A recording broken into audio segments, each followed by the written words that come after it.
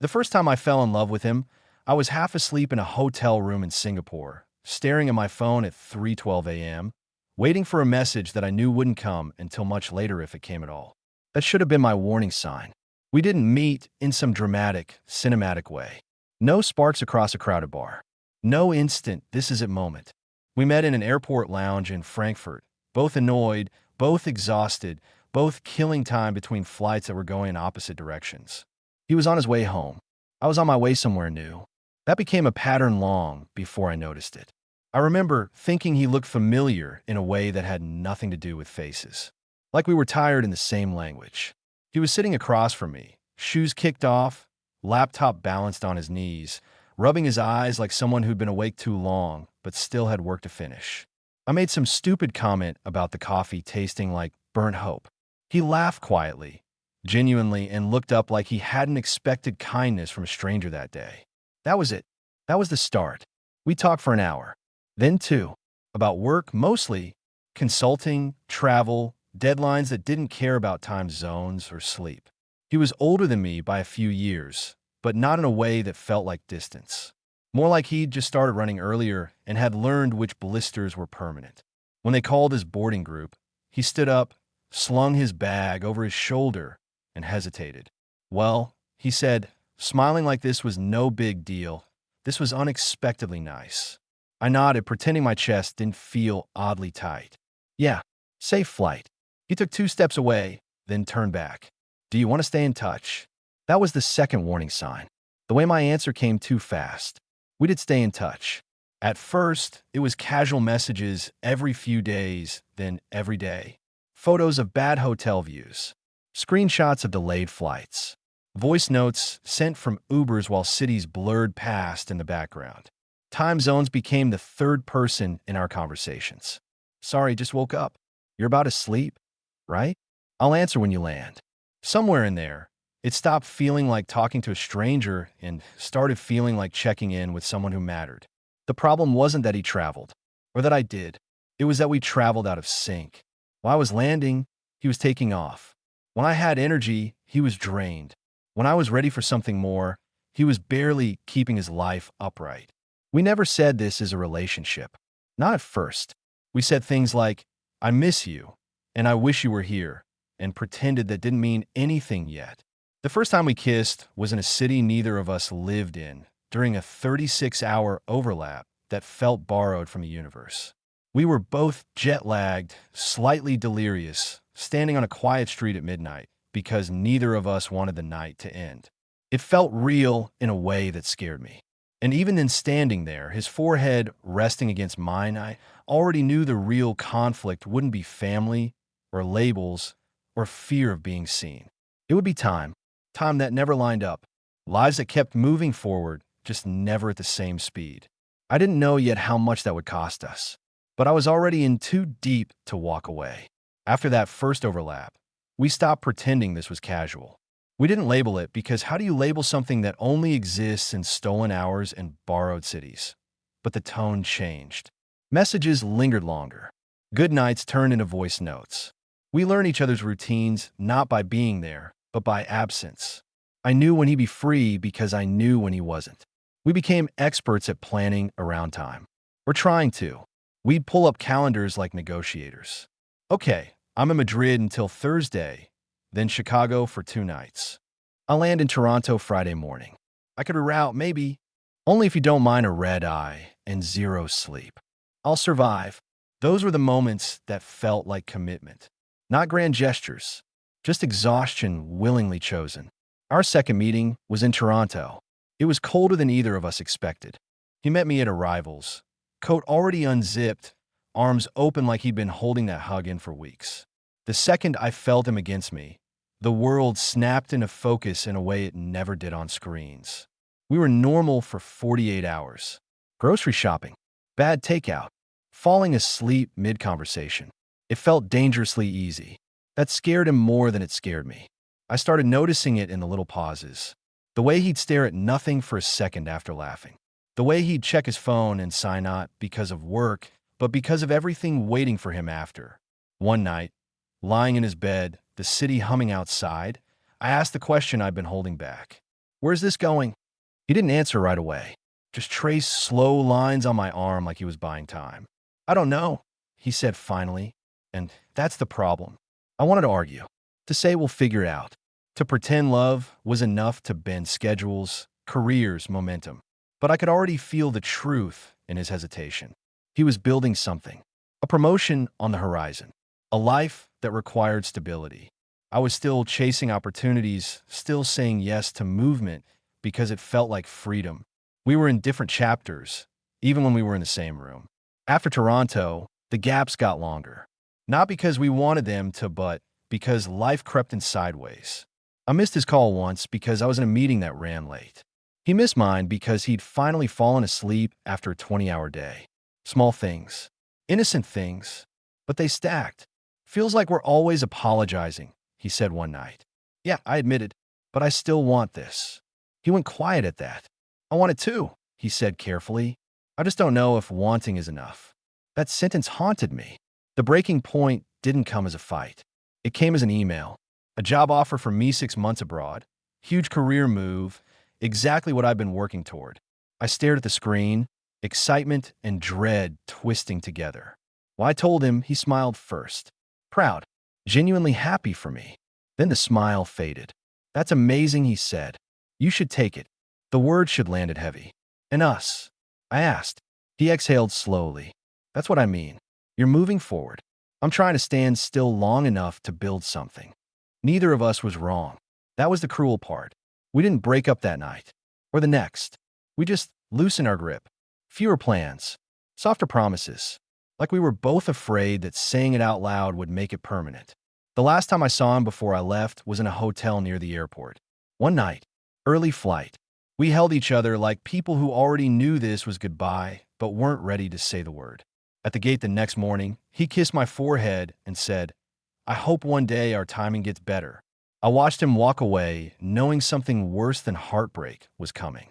Not losing him, but wondering for the rest of my life what would have happened if time had been kinder.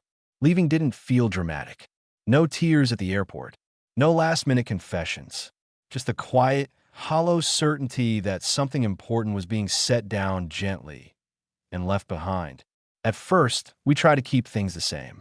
I landed in a new city where everything felt temporary furniture, routines, even friendships, and he stayed where he was, finally settling into something stable. We texted like we always had, but now every message carried weight. Every reply felt like proof of effort. Time zones got meaner. When I woke up, his day was already half gone. When he was finally free, I was dragging myself towards sleep. We started sending messages meant to be read hours later.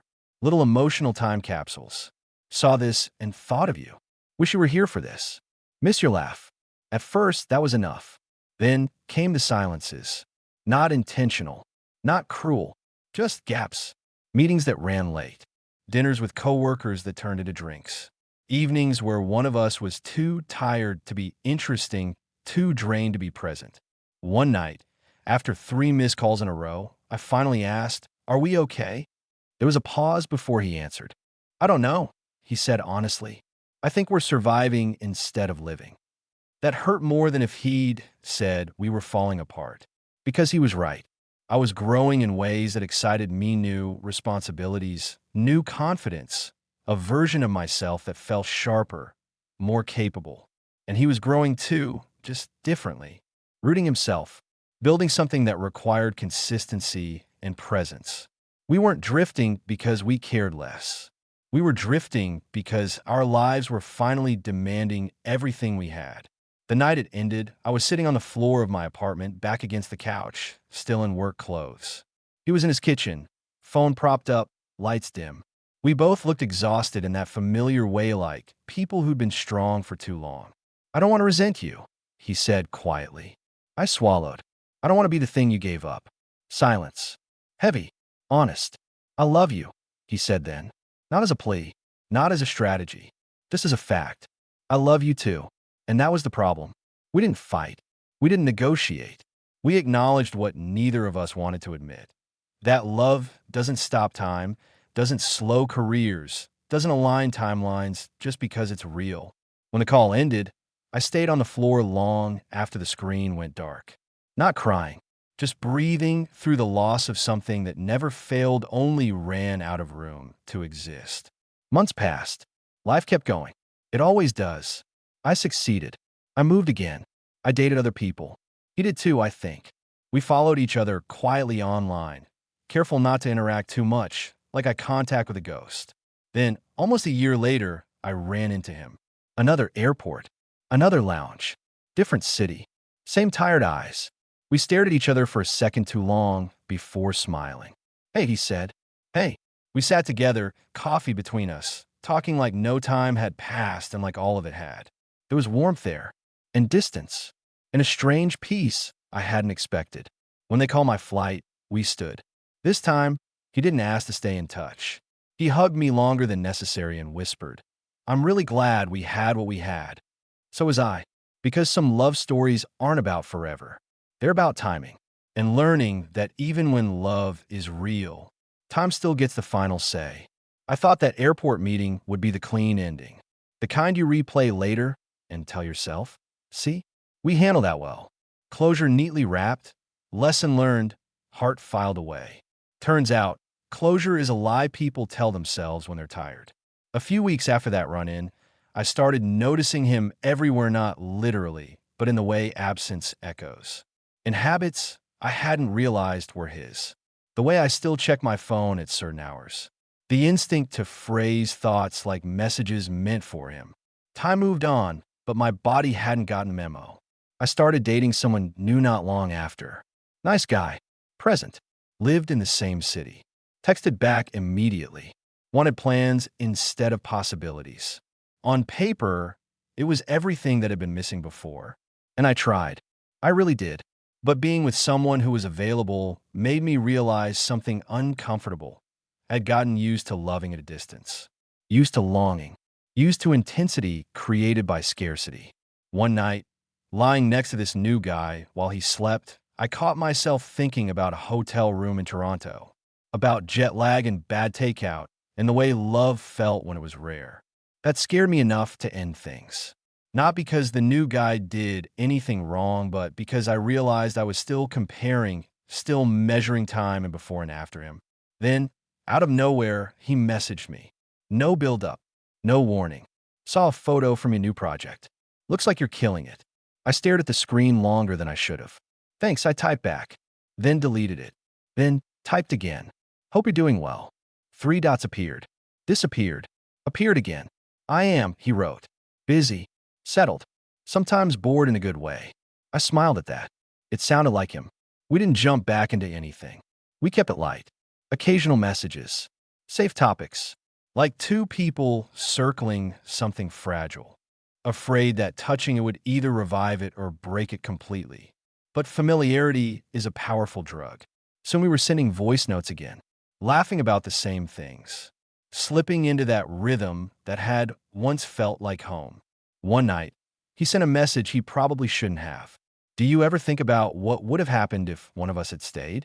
I didn't answer right away, because the truth was I thought about it more than I wanted to admit. Yeah, I finally wrote. More than I should. His reply came a few minutes later. I'm in your city next month. Just for 2 nights. There it was. Time, lining up just enough to be dangerous. I told myself we were just catching up. Just two people who shared a past. No expectations. No rewriting history. But the night we met again, older, steadier, carrying a year of separation between us, I felt it immediately. The pull hadn't faded. We walked, talked, avoided the obvious, until eventually we stopped pretending. I'm not here to mess with your life, he said quietly. I just needed to see you again. I know, I said. Me too. That night wasn't about rekindling something. It was about acknowledging it never really died. About touching a version of ourselves frozen in time and realizing how much we'd both changed around it. In the morning, we lay there in the gray light, not clinging, not rushing.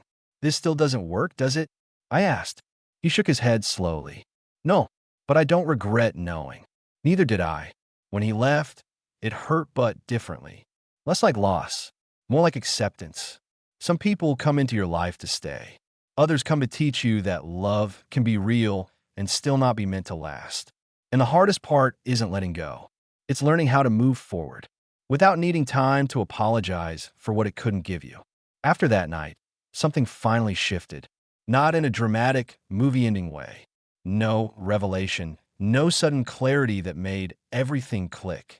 Just a quiet reordering inside me, like furniture being moved in the dark. You don't see it happen, but in the morning the room feels different. We didn't keep texting after he left.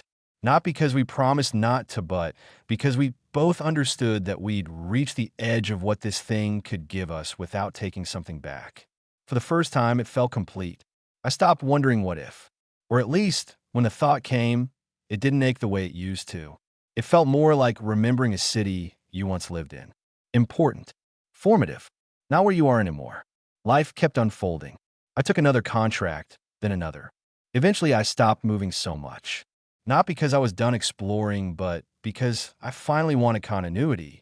Friends who knew my coffee order. A gym I didn't have to relearn. A place where my toothbrush stayed put. That was when I met Daniel.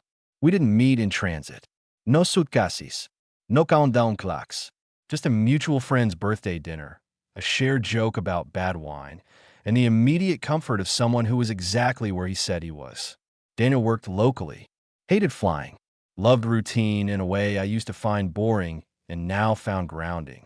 He asked me out 2 days later. Picked a date. Picked a time. Showed up early.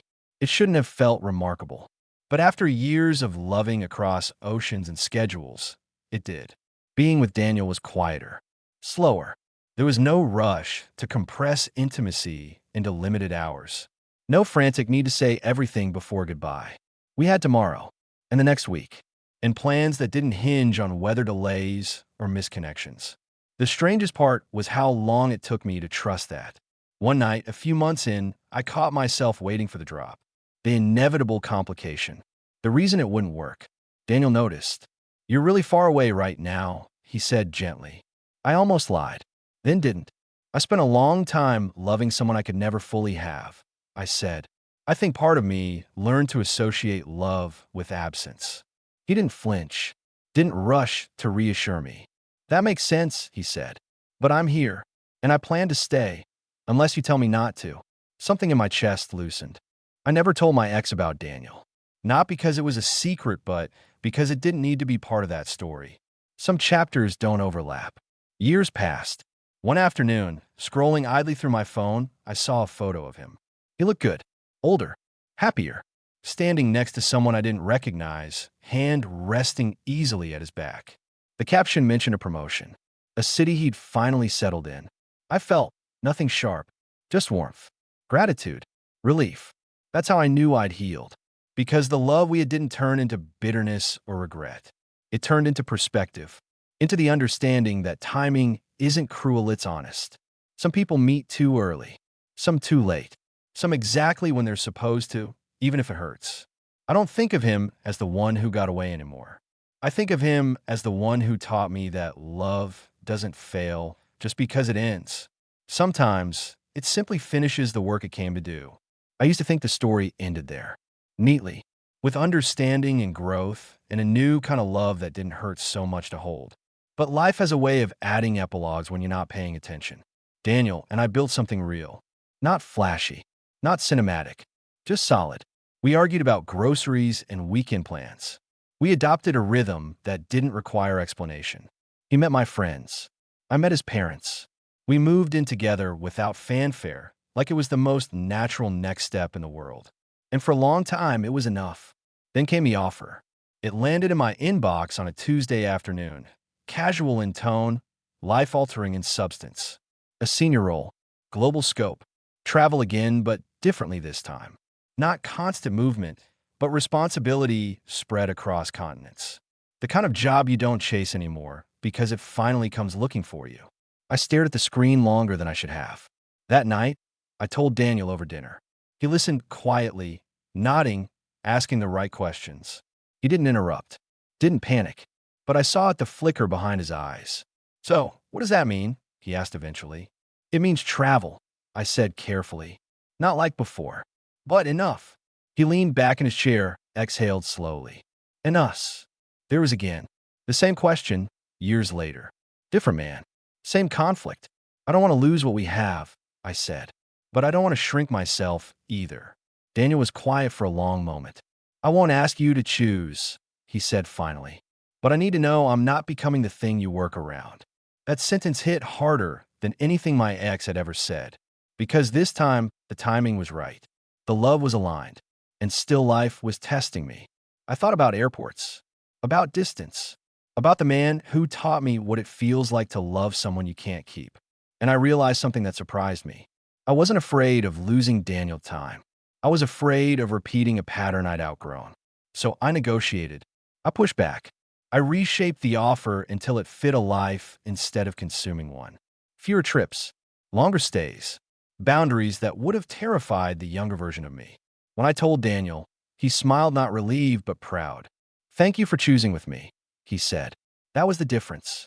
Years later, much later, I ran into my ex one final time. Not in an airport, not in transit, at a mutual friend's wedding. He was grayer at the temples. I was calmer in ways I couldn't have faked before. We hugged, talked, laughed. At one point, he looked at me and said, "You seem settled." "I am," I said, and meant it. He nodded, a soft smile on his face. "Good. I always hoped you'd get that." There was no ache this time, no wandering, just appreciation for a story that ended exactly where it needed to. Love didn't fail us. Time didn't ruin us. We simply met at a crossroads, walked together for a while, and then kept going in the directions we were meant to. And somehow that was enough. There's a strange thing that happens when a story finally settles. It doesn't disappear. It just stops asking for your attention. Years passed quietly after that wedding. Not empty years, full ones. The kind where days blur together because nothing is on fire. Where love shows up as consistency instead of urgency. Daniel and I learned each other in the unremarkable spaces. Sunday mornings, grocery lists stuck to the fridge, arguments that ended in understanding instead of silence. Time became something we shared, not something we fought. Sometimes, late at night, I'd still think about the man who loved me between flights. Not with longing, with something closer to gratitude. Because without him, I don't think I would have recognized the difference when the right kind of love finally arrived. He taught me intensity. Daniel taught me endurance. And both mattered. On our 10th anniversary, no big party, just a quiet dinner, I caught myself watching Daniel across the table. The lines around his eyes deeper now. His hands familiar in a way that felt earned. I realized something that made my chest tighten, not with sadness, but with awe. I had stopped measuring time altogether.